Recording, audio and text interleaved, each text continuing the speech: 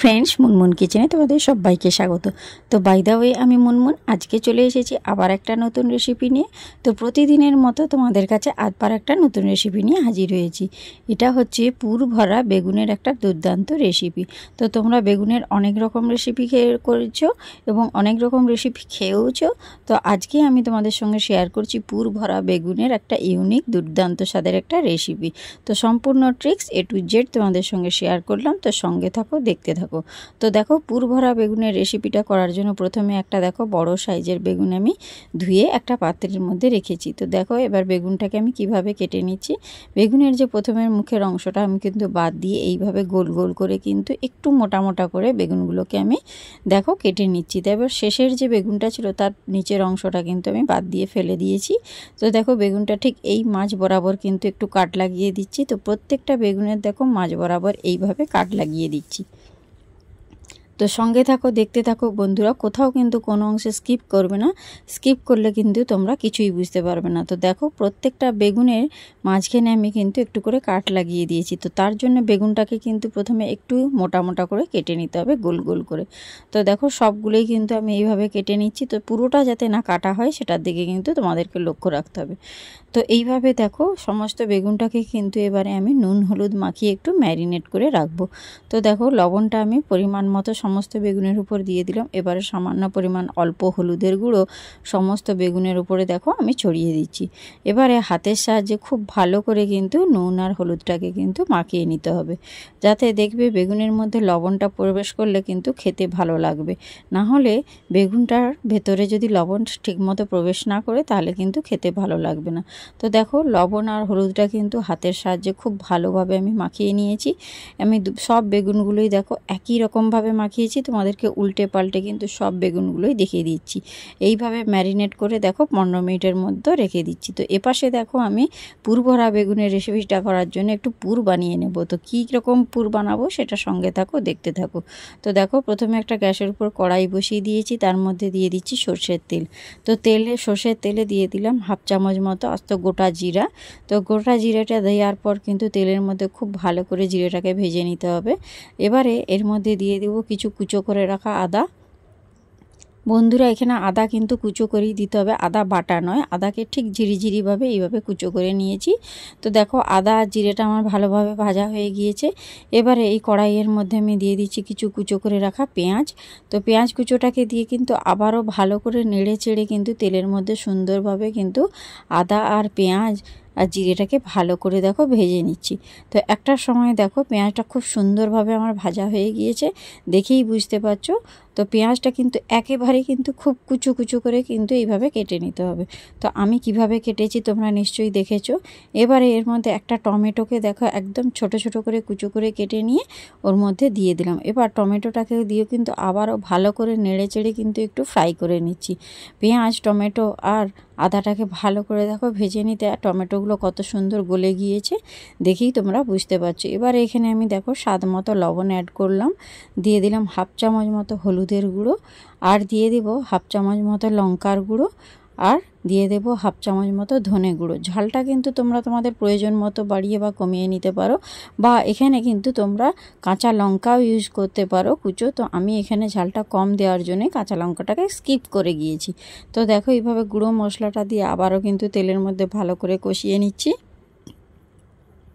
তো দেখো এই পর্যায়ে কিন্তু খুব সুন্দরভাবে আমার মশলাটা কষানো হয়ে গিয়েছে এবং মশলা থেকে দেখে বুঝতেই পারছো তেল ছেড়ে বেরিয়ে এসেছে। তো এই পর্যায়ে দেখেই মনে হচ্ছে মশলাটা আমার সম্পূর্ণ কষা হয়ে গিয়েছে। এবার যে বেগুনের মধ্যে মশলাটা দেব সেটা কিন্তু একদম পারফেক্টভাবে রেডি হয়ে গিয়েছে। এবার মশলাটাকে তুলে কিন্তু একটা পাত্রের মধ্যে আমি রেখে দিচ্ছি। সমস্ত মশলাটাই কিন্তু তুলে নিচ্ছি। তো সঙ্গে থাকো, দেখতে থাকো। তো দেখো মশলাটাকে একটা তুলে প্লেটের মধ্যে রেখে খানিকটা মিলিয়ে দিয়েছি যাতে মশলাটা ঠান্ডা হয়ে যায়। তো দেখো ঠান্ডা হয়ে যেতে যেতে এপাশে কিন্তু আমি দেখো একটা পাত্রের মধ্যে বেসন নিয়ে নিয়েছি। এই ব্যাটারটা কোডিংটা করার জন্য দেখো এখানে নিয়েছি 5 চামচ মতো বেসন। এবারে এর মধ্যে দিয়ে দেব স্বাদ মতো লবণ, আর দিয়ে দিলাম হাফ চামচ হলুদের গুঁড়ো, আর দিয়ে দেব হাফ চামচ কাশ্মীরি লঙ্কার গুঁড়ো কালারটা সুন্দর হওয়ার জন্য, আর দিয়ে দিলাম হাফ চামচ মতো ধনে গুঁড়ো। সমস্ত গুঁড়ো মশলাটাকে দিয়ে কিন্তু খুব ভালো করে বন্ধুরা আগে শুকনো অবস্থাতে কিন্তু মিশিয়ে নিতে হবে, না হলে কিন্তু বেসনের মধ্যে মশলাটা কিন্তু কোথাও কোথাও কোনো অংশে ধাঁধা পেকে থাকতে পারে। তো দেখো গুঁড়ো মশলাটা দেওয়ার পর ভালো করে মিশিয়ে নিয়েছি। এবার অল্প অল্প জল দিয়ে কিন্তু এই বেসনের ব্যাটারটা তোমাদেরকে তৈরি করতে হবে। একসঙ্গে কিন্তু বন্ধুরা বেশি জল দেবে না, কারণ বেসনের এই ব্যাটারটা যদি খুব বেশি পাতলা হয়ে যায় তাহলে কোডিংটা কিন্তু একদম ভালো হবে না। তো দেখো অল্প অল্প করে জল দিয়ে কিন্তু এইভাবে মেখে নিতে হবে। তো দেখো আমি কিন্তু একসঙ্গে বেশি জল দিইনি, দেখতেই পাচ্ছ প্রয়োজন মতো কিন্তু আমি অল্প অল্প জল দিয়ে কিন্তু এই ব্যাটারটা তৈরি করছি। তো চামচের সাহায্যে এইভাবে কিন্তু নেড়ে একটু ফেটিয়ে নেব। বেসনটা যদি ভালো করে ফেটানো হয় তাহলে দেখবে কোডিংটাও খুব সুন্দর হবে এবং খাস্তা আর মুচমুচেও হবে। তো দেখো এইভাবে চামচের সাহায্যে নেড়ে নেড়ে আমি কিন্তু ব্যাটারটা তৈরি করে নেব।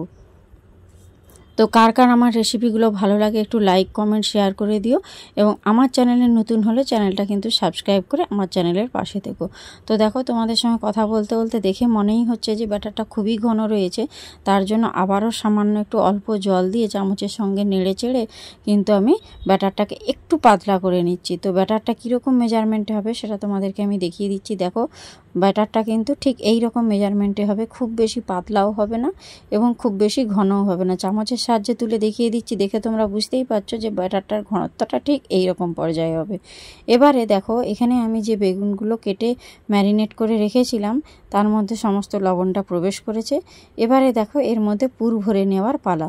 তো দেখো যে পুরটা আমি ঠান্ডা করতে রেখেছিলাম সেই পুরটা আমি কিন্তু ওই বেগুনের মধ্যে এবার আস্তে আস্তে করে চামচের সাহায্যে কিন্তু ভরে নিচ্ছি। ঠিক এইভাবেই কিন্তু তোমরা আমার রেসিপিটা ফলো করে একদিন হলেও বাড়িতে কিন্তু ট্রাই করো এবং বানিয়ে দেখো কেমন হয়েছে এবং আমাকে কমেন্ট বক্সে কমেন্ট করে জানিও। তো দেখো এইভাবে কিন্তু একটা একটা করে সব বেগুনের মধ্যেই কিন্তু আমি পুরগুলো ভরে নিচ্ছি। তো দেখো একই রকমভাবেই কিন্তু আমি পুরগুলো ভরে নেব। চামচের সাহায্যে কিন্তু ওই পুরটা ভরে নিতে হবে। তো পুরটা কিন্তু ঠান্ডা হলে তবেই কিন্তু এর মধ্যে দেওয়া যাবে।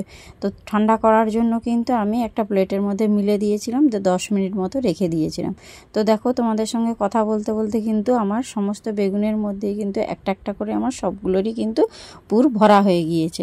তো দেখো এইবারে আমি দেখো তোমাদেরকে দেখিয়ে দিচ্ছি, দেখে বুঝতেই পারছো যে সমস্ত বেগুনের মধ্যে কিন্তু আমি পুরটা ভালো করে ভরে নিয়েছি। দেখো সঙ্গে থাকো, দেখতে থাকো। তো কোথাও কোনো অংশে বন্ধুরা স্কিপ করবে না, স্কিপ করলে কিছুই বুঝতে পারবে না যে আমি কিভাবে এই রেসিপিটা করলাম। তো দেখো এবারে কিন্তু আমি গ্যাসের ওপর একটা কড়াই বসিয়ে দিয়েছি, তার মধ্যে দিয়ে দিলাম সামান্য পরিমাণ রিফাইন তেল। তো তেলটা গরম হয়ে যাওয়া পর্যন্ত কিন্তু অপেক্ষা করব। তো দেখো এই পর্যায়ে তেলটা আমার গরম হয়ে গিয়েছে। এবারে বেসনের যে ব্যাটারটা আমি তৈরি করেছিলাম সেটা এবার আমি কিন্তু যে বেগুনগুলো পুর ভরে রেখেছিলাম সেটাকে দিয়ে এর উপর একটা দেখো কোডিং করে নিচ্ছি চামচের সাহায্যে, হাতের সাহায্যে নয় বন্ধুরা। এইভাবে কিন্তু কাঁটা চামচের সাহায্যে তুলে কিন্তু এই গরম তেলের মধ্যে আস্তে আস্তে ছেড়ে দিতে হবে। এইভাবে কিন্তু একটা চামচের সাহায্যে কিন্তু বেসনের ব্যাটারটা দিয়ে একটা কোডিং করে নিতে হবে ছোট টিস্পুনের সাহায্যে। তো দেখতেই পাচ্ছ আমি কিভাবে এই কোডিংটা করছি। এইভাবে কিন্তু টিস্পুন দিয়ে কোডিংটা করতে হবে এবং যখন এই গরম তেলের মধ্যে ছাড়বে তখন কিন্তু কাঁটা চামচ দিয়ে কিন্তু তুলে নিতে হবে। দেখো কাঁটা চামচ দিয়ে এইভাবেই কিন্তু তুলে নিলে কোথাও কোনো অংশে কিন্তু কোডিংটা কিন্তু হাতের সাহায্যে লেগে সরে যাবে না বা কোডিংটা নষ্টও হয়ে যাবে না। এইভাবে কিন্তু আমি তিনটে তিনটে করে ভেজে বাকি সমস্ত বেগুনগুলো কিন্তু একই রকমভাবে কোডিং করে গরম তেলের মধ্যে ছেড়ে কিন্তু আমি পুর ভরা বেগুনের রেসিপিটা করে নিচ্ছি। তো সঙ্গে থাকো, তো দেখতে থাকো। দেখো এইভাবে কিন্তু আমি তিনটে বেগুন গরম তেলের মধ্যে দিয়ে দিলাম।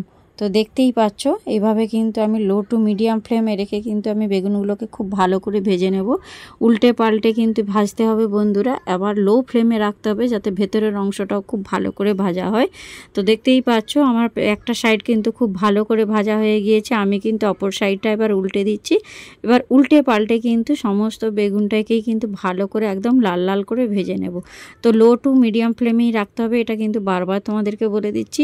তো হাই ফ্লেমে রাখলে উপরের অংশে সুন্দর একটা কালার চলে আসবে কিন্তু ভেতরটা কিন্তু ভাজা হবে না। তো দেখো লো টু মিডিয়াম ফ্লেমে রেখে কিন্তু আমার বেগুনগুলো সুন্দর ভাজা হয়ে গিয়েছে।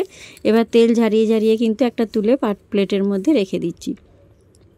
তো তো দেখতেই পাচ্ছ আমার একটা স্টেপে কিন্তু বেগুনগুলো ভাজা হয়ে গিয়েছে। এইভাবে কিন্তু বাকি যে 3টে বেগুন ছিল একই রকম সেম প্রসেসে কিন্তু আমি ভেজে নিচ্ছি।